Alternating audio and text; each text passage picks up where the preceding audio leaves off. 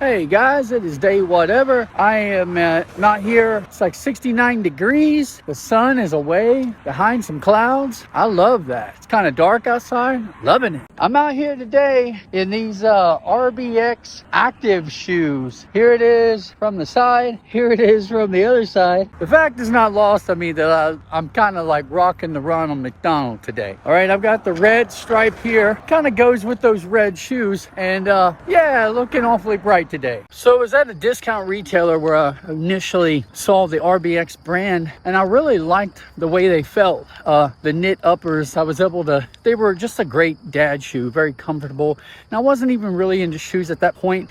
I saw the RBX brand and I was like, what is this? And honestly, because our Reebok had such a non-presence and a departure from the market for a long time, I really thought it might be like a rebranded Reebok, and I thought maybe they were doing RBX and just kind of like shortening the name a little bit and, rebranding a logo. I thought it was Reebok, honestly. Since that time, I've of course found out it was a totally separate company, and it originally it was an acronym, stood for Rugged Bear Extreme. Apparently, it's a company headquartered in New York, and it was basically a spinoff from a lifestyle brand that wanted to target active athletic apparel that could also dual serve within the leisure department as well for travel. You could play a game of basketball in these, not competitively, but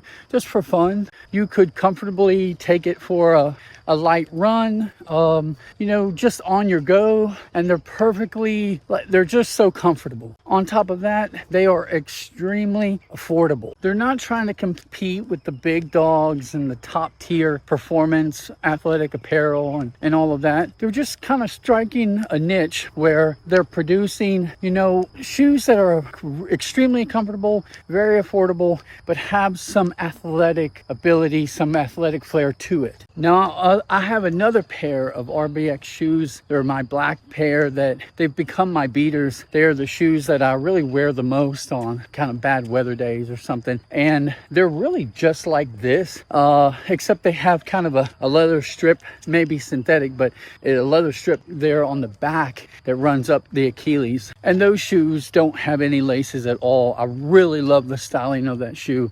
And unfortunately, I can't really find a duplicate anywhere. I can't find it on the used market. It's really frustrating. I'd really love them to re-release that style. I've seen cheapy knit shoes before out there, but they really suffer in the traction department. They've got like a standard little EVA foam set up, but like they expect you to walk on that EVA foam, and it's not that great.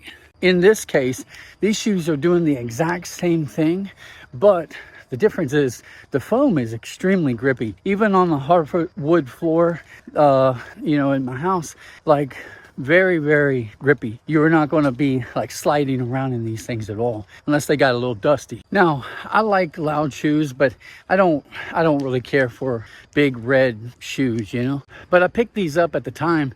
I think my little boy was like 2 or 3 and probably around 3 years old. And at the time they had a matching pair in his size, and they were red, and he really liked them. So I wanted to get those so that he and I could walk around in them. And unfortunately, he lost one of his shoes.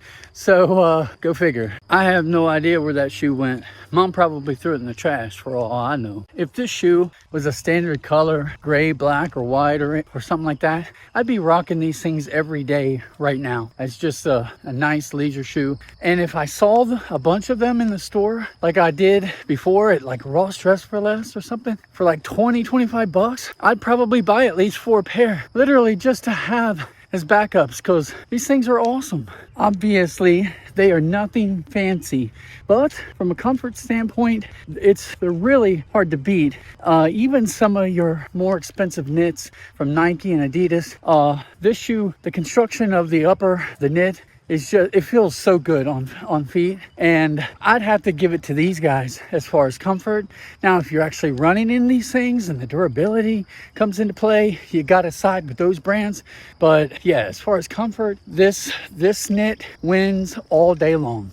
I have tried the best knit or some of the best knit uppers that those brands have to offer. And yeah, RBX, they've got it on lock. Yeah, so I don't think you're going to be doing anything super crazy athletically in these shoes.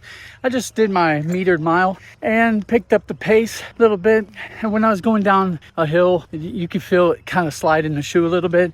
And that just tells me that if I were to run, I'd be sliding in that shoe as well. And the upper is super forgiving, but it's also so flexible that you could easily slide out of that midsole, and then at that point you could be prone to injury. So you can still play in this shoe as long as you're super careful. The heel is as basic as it gets, but it's actually pretty comfortable. It's not clunky at all. It's a very lightweight shoe. It feels good. So comfort all day long, but you're not getting a ton of stability. Since this is my weight loss journey, I keep things transparent. Last night my wife started talking about Big Macs and how she hasn't had a Big Mac in 11 years. So what does my butt decide to do? At 10 o'clock at night, drive out and get a Big Mac.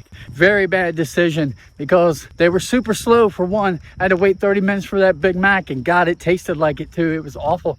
And then I ordered, of course, a Coke. Well, it was a Dr. Pepper, and I consumed that pretty handily, and that made me want more. So I ended up breaking into a soda, which I haven't had for quite a while. So yeah, that's not a great night for weight loss. Well, hopefully I haven't went too long for you guys. I'm going to jump off here. Space limitations. You all take it easy, and I will see you out here tomorrow morning. Later.